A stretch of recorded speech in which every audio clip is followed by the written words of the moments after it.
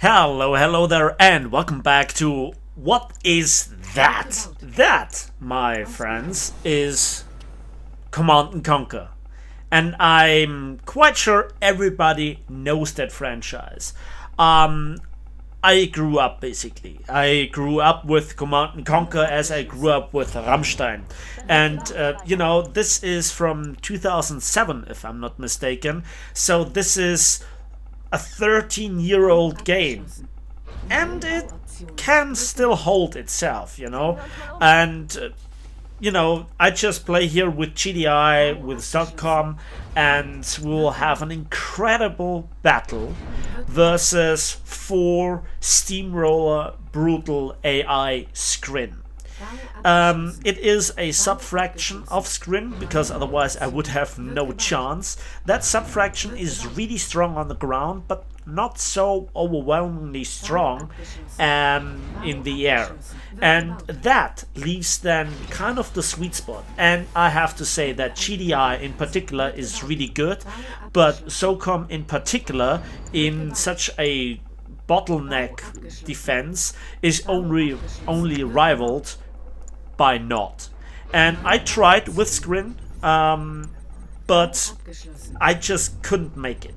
Now this is just one game. This is just single player, and it is obviously a build-up battle, so to speak, where you can define all the parameters.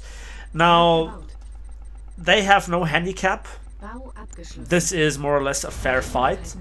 And a bit more about Command and Conquer. So the first Command and Conquer, the very first, which I don't even know when it was from, was one of the first PC games that I've ever played. It was from the neighbor's boy, and that was just amazing. And by my clicking, you can see this is not the first time that I'm doing this. In fact, I've played this excessively years ago, but then I kind of lost the game on a different PC, hard drive. I didn't have a hard disk as a save point. So yeah, I just bought this yesterday on Steam. And one thing about Steam, my god, does it suck. My god, is this infuriating. Yesterday, I don't know what happened, but it was a pain in the ass. But anyway, then I think the most memorable game that I've ever played, because you grew up with those games, was Command & Conquer 3 Tiberian Sun. My god, what a game, what a name. Now this is obviously story time, and if you're not interested in this, don't worry, War Thunder content will resume shortly.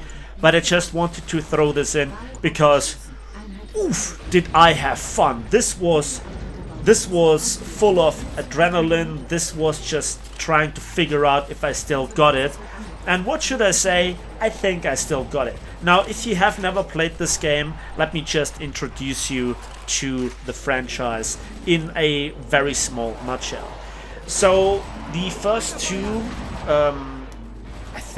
the first two Command and Conquer games, where it was about, this Tiberium stuff, that was always about GDI versus Nod. And Nod, they had this charismatic leader called Kane, and he had always some wicked stuff about this Tiberium going on. That's the green stuff. And I don't want to spoil you the entire story, but then in actually this game, when you follow the storyline, spoiler alert, you actually then get invited, or Kane invites some aliens with a very interesting method.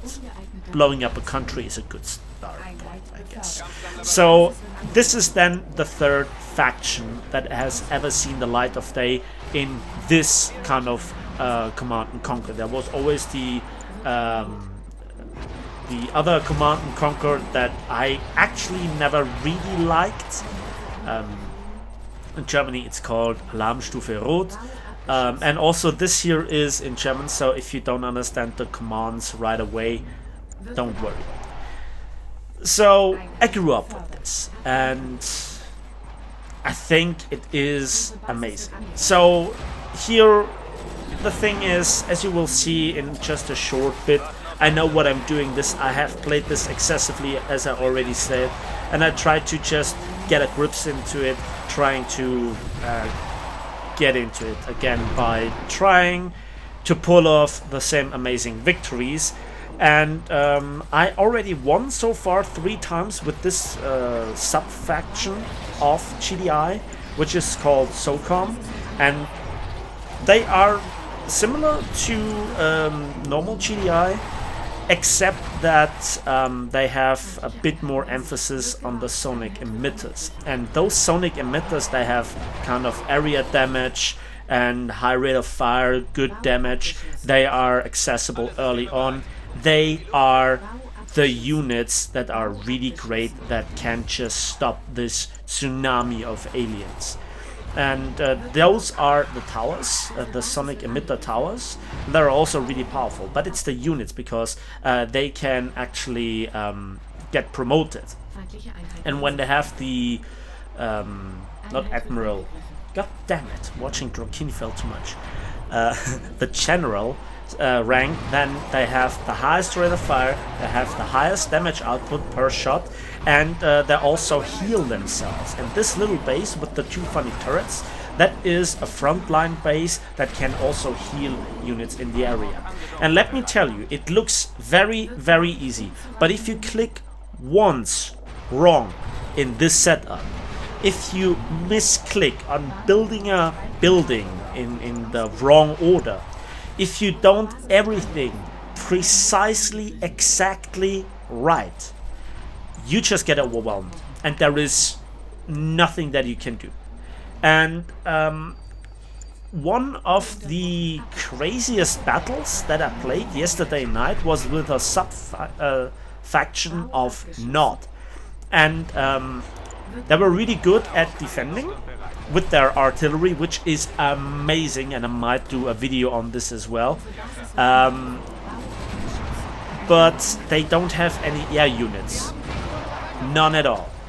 So you can see that it is kind of funny to attack the enemy with their, super weapons, the rift generators. I have obviously here the iron cannon, and Nord has an atomic bomb, which is fun. But you with the Nord sub-faction, you have difficulties just getting to the enemy super weapons, and there is always a 7-minute countdown. And I show you how I get rid of those super weapons repeatedly with GDI, because they have one of the most amazing air units ever. Very, very good, and with that you can pull off some things. Now I'm a little bit rusty, so I don't use the jumps that often as I should. But anyway, so here I am, and now I have the Marv, and this heavily, well, that is a one-off unit. You can only build one, but you can also drop some other units into it, and this is where the infantry sonic emitters, so to speak, the zone troopers, get into it. There you can see them, and then there are turrets on top of this, and they also have this area damage, so this is really, really strong. And here I try to pull off some bombing run versus this enemy rift generator, and yeah, he has built them in an easily accessible area, so I try my best here. This will not kill it outright, but it does a lot of damage, and so I will get my units back and then do a second run. So there is no time issue right at the moment. Now it is effectively with GDI surviving the beginning, and it's also the same with Nord. But whereas GDI has in 2 factions, the normal GDI and also SOCOM, those sonic emitters, the Steel Talons, they don't have it, and I found it extremely difficult to survive the beginning. They have good units, but they can't survive in this specific scenario the beginning. So what I was trying to do is to kill the enemies for brutal AIs as fast as possible. And I don't know if everybody of you knows the Command and Conquer franchise, because, you know, in 2007, that was almost half my lifetime ago. Almost, I say. Because I'm 30, you know, that's 13 years ago. You know, that's just how it is. So, I'm not done with the story time. So, Command and Conquer 1 was cool and amazing. Command and Conquer 2, aka Tiberian Sun, was amazing. And this Tiberiam Wars is absolutely crazy. But then they tried a follow-up, and I tried this, and they kind of, you know, failed their own base building franchise history and legend, if you will. And the story might have been good, but I just couldn't play it. I literally couldn't play it. And that was a game that was probably better looking, whatever. And there you can see I try my best in saving those firehawks, jumping around, annoying the enemy, killing its main base. And if you think that this is unfair, it kind of is. You know, because if you know what you're doing, if you know the game mechanics, then this is where you really shine. You save up that bottleneck, you build your own base, you build up the air units, and you know, those are those canyons. Because those AI units, they kind of cheat also a little bit, and they're on full attack mode. So they don't waste any money in tower defenses, they don't waste any money with any sort of safety precautions. They go only for full attack, only for steamrollers. And that's really what you have to fight. But I find this highly entertaining, trying to find a way with every sub-faction, of which there are 9, so GDI has GDI and 2 sub-factions, not itself and also 2 sub-factions, and then also the Scrin, as the aliens are called, have 2 sub-factions. And they all have their strengths and weaknesses. And despite the game being in its core relatively easy, I think it's absolutely amazing. Now, back to the not story that I began to tell but not finished. You didn't have air units except some stealth gliders. Now, they were really interesting because they could throw a beacon into the enemy base, and that beacon then was kind of a beacon for artillery.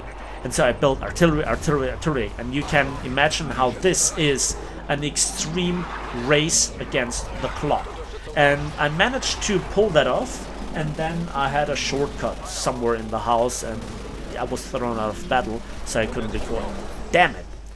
But it was a great fight. Maybe I'll redo this because it looks amazing, and yeah, that was one of the greatest amazing battles so far that I nearly pulled off before power went off. So here I also try to not just only raid here with the Firehawks, but also try to use the Hammerheads and try to, you know, upgrade or level them up a little bit in the base defense. And yeah, I didn't realize it, but then there was this enemy unit, which are really dangerous for air units. So, do you like this? Do you think that this is entertaining? Because playing it is absolutely amazing. And this is always this one thing for YouTubers, or for me as a YouTuber, where I just couldn't really point it out quite right if something is entertaining to watch. Because I'm clicking so frantically around, I know exactly what I'm doing. It is unexplainable for me personally. And I think that if you have questions, let me know down in the comment section. Now, one quick thing that I have hastened to add. this is not the original version. This is actually Kane's Wrath. So you had to buy both on Steam for 15 euros each. And to be honest, for a 13-year-old game, I think that's expensive. But for me personally, that's absolutely worth it. I could have gone for another game because, you know, I already played this and the campaign excessively, way too long. But I just like this, you know, I'm just loving it, sitting in my chair and just killing those aliens, being the best armchair general that the world has ever seen. Yes. And you know, I think it is, while it is a bit hectic in its core, it's also relaxing, and there is not the same frustration that I feel with some other online titles, you know. So it's it's fun. Yes, it's fun. After 16 minutes, I told you that it's fun. Wow. Yeah. So again, here I tried to kill the enemy ASAP. Now, how do you do this? In general, first you have to build up your defenses, and you need to focus here on those units that have aerial damage, that have great survivability, that have a lot of things going for them in terms of flexibility, and you have to run with your building process of the buildings in such a way that you have to find the precise balance of money income, you know, spend money on what you really need, and then also build the units. But you must not get into a material battle, so to speak. You must not really throw away your units. And this is then difficult, and this is then where sometimes it works with some other factions better than with the specialized ones. I think that sometimes also it would be really entertaining to play this together with a friend, to work together. One is organizing the defense while the other one is organizing the pure attack, or both are each holding down a corridor, and if one of them fails, both fail. And so you kind of see there are so many maps. I think the best that you can achieve in terms of raw numbers is 1 versus 7. This is a 1 versus 4, because that's the only map design layout that allows you for to achieve everything, basically, or to have the best circumstances to play. So the beginning, the defending part, that's the most difficult one, and you always have those timers for the enemy's super weapons, and one might not be lethal, but when it comes at the wrong place at the wrong time and the enemy is attacking and your defenses are down, then there is not much that you can do, except if you have a staggered defense line where one super weapon, which has, by the way, a huge area, doesn't affect it. Now here my Marv is now in the Admiral's rank, no, in the General's rank, sorry, and he is just tanking the damage. The base is repairing it. I also made an engineer part of the crew, so he also repairs itself even faster, so he's incredibly tanky, and I just put him into the perfect place where he also has the crossfire support from the other remaining units. And now you can see there are 4 enemy super weapons, but don't worry, I have it all under control. In fact, I also counted it with the Firehawks. Normally you need 5 of them. No, you need 7 of them if they are fresh out of the box to put the super weapon down, or one of the main buildings. which then costs you 4 per attack run. So if you have 16, you know how to distribute it, and if you make this work, it's satisfying, it's effective, it's cool looking, and you really hurt the enemy. And so one of the things is just to survive the initial phase, then just put down the initial wave of super weapons, and then also hamper their building up phase. So there is a specific order of buildings that you have to build to unlock new tech, and if you then destroy certain set buildings which get built just once, then it really slows down the enemy's rebuilding of the super weapons. As you can see, those hammerheads, they're now doing a lot of work. I clear now the middle, I destroy all the units. I also prioritize the anti-air units first, obviously, and then yeah, I just go into full attack mode. And you know, you will not believe it, but from now on it doesn't really take all that long. So in full attack mode, I put them into the middle of the enemy base. He has no defenses, he has he's living on borrowed time. That's what it is, and that's not long, to be honest. And so you can not just only destroy ground units but also air units with this setup, which makes SOCOM so powerful.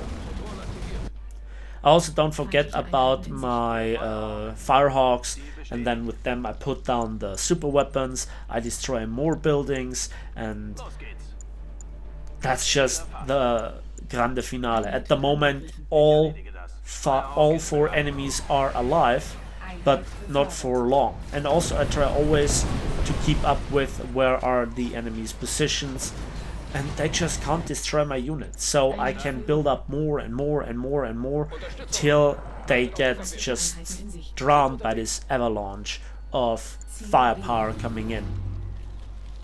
And again, there are no defenses, there are no units. In fact, I micromanage it here. There is an enemy fighter in the air, so we go away, then those zone troopers fire their missiles, and we're done with it. So you have to micromanage here all the facilities that build units that are probably anti-air capable.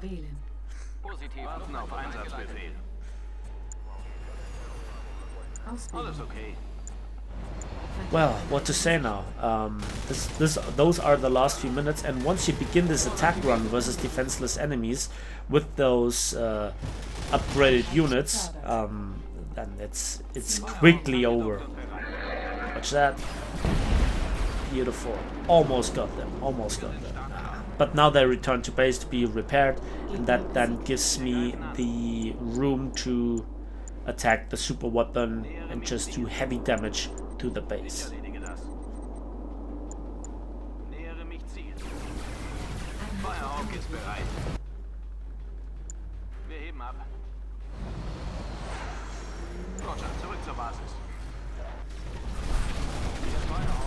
So I'm not quite sure what to say at this moment. You know, I've spoken like 20 minutes non-stop, and this is reaching even the limits for me.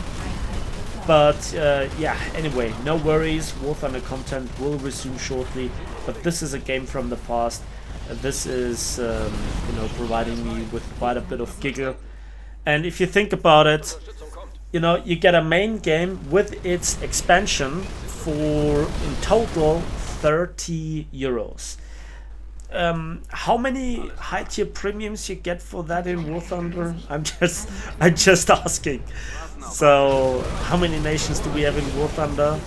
How many premiums are there? Yeah, you kind of see where this is going, right? But anyway, you can spend hours upon hours, and I should have provided you with this little bit of I guess recommendation a bit earlier, but hey, so what? You know, better late than never. 13 years later. I really enjoyed this game, and there is little to no frustration. This is all about learning the game and then mastering it and getting better. going for the faction that you like the most, going for the perfect win, you know, how fast can you defeat the enemies in this scenario. It's kind of a little bit, it's a little bit of a self-challenge, or challenge for yourself. And I think, you know, when you get frustrated with online games where the biggest problem is that other people are playing it, then yeah, that is kind of what's going on. And that's the victory. So, post-battle results. Bleh. Yeah.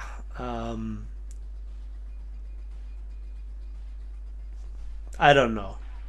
I was never really that much interested in the statistics, but KD of 66.61. That's okay. That's okay. So I hope you enjoyed this video. That's something different to the usual stuff, I know. Let me know in the comment section if you want some more videos of this stuff. And yeah, thanks for watching and thanks for listening. Please give this video a like, subscribe if you want to see more. Don't forget to comment in the comment section down below. And that's it for me today. See ya!